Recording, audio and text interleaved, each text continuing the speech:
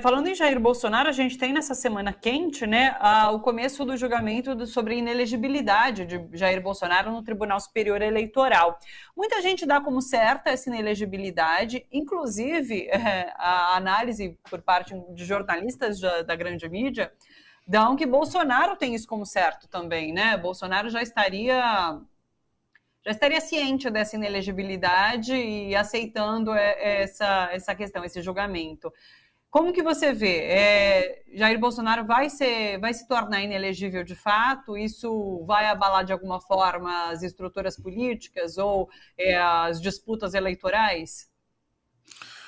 Olha, Thalita, que ele vai se tornar inelegível me parece que é irrefreável. Não tem como a gente evitar isso, seja por um ou outro crime, e o ex-presidente cometeu vários em sequência, algum deles vai torná-lo inelegível. A questão é saber se no primeiro julgamento que ele participar, ele já vai se tornar inelegível, porque a questão aí é que muitos outros julgamentos vão acabar acontecendo, e aí quais serão as penas nesses outros julgamentos? Até onde nós vamos levar a responsabilização de Jair Bolsonaro? Claro que sempre tem aquele discurso para as instituições verem, né? Dizer que não, vamos fazer a lei ser cumprida, doa quem doer, mas nós sabemos que esse doa quem doer no Brasil não funciona de fato, né? Então, o meu medo é que a gente esteja punindo Jair Bolsonaro de alguma maneira muito cedo, que ele já tenha se acostumado a isso, e que a partir daí ele passe a cobrar a cada uma das novas punições que lhes forem imputadas, alguma questão um pouco mais forte. Isso é que me preocupa, porque pode haver uma escalada de tensão, de indignação.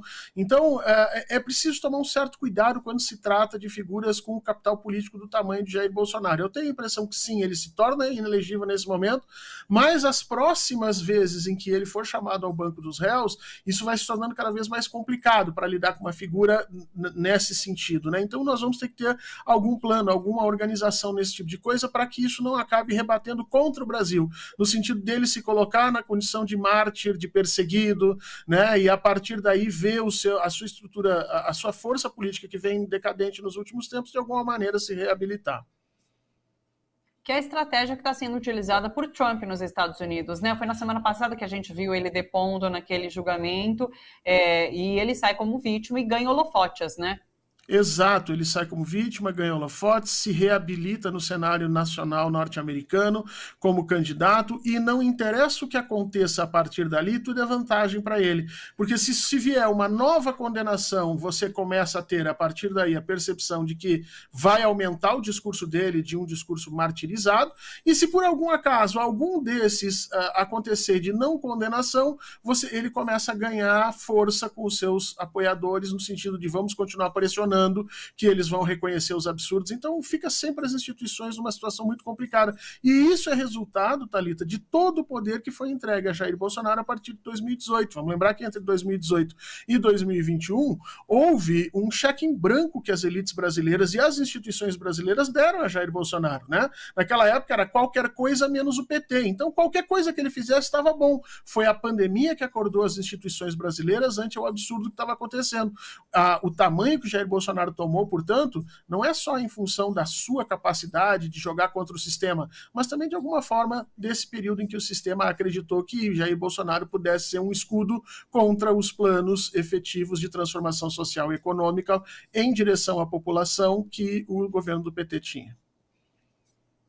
Só para encerrar esse capítulo Bolsonaro, não é inevitável essa evolução, essa escalada de punições? Porque são vários os crimes cometidos e à medida que o tempo caminha, eles vão chegando à justiça e vão sendo julgados. E muito provavelmente ele vai ser punido em vários desses processos, não?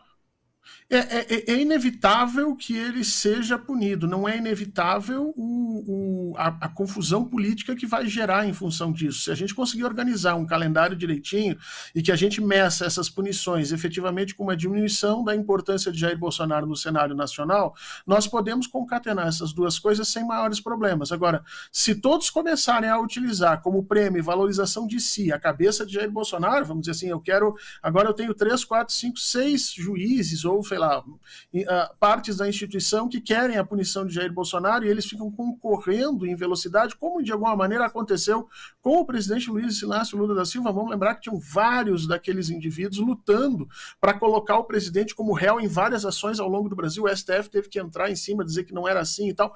Se nós fizermos isso, nós acabamos ajudando a figura da martirização de Bolsonaro, né? Então há que se ter uma certa inteligência política nesse momento para lidar com um bando de gente que ainda, saiu pesquisa essa semana, 25% da população brasileira ainda se declara bolsonarista. Então há que se ter um certo cuidado com isso para que a gente não jogue mais álcool nesse fogo, né?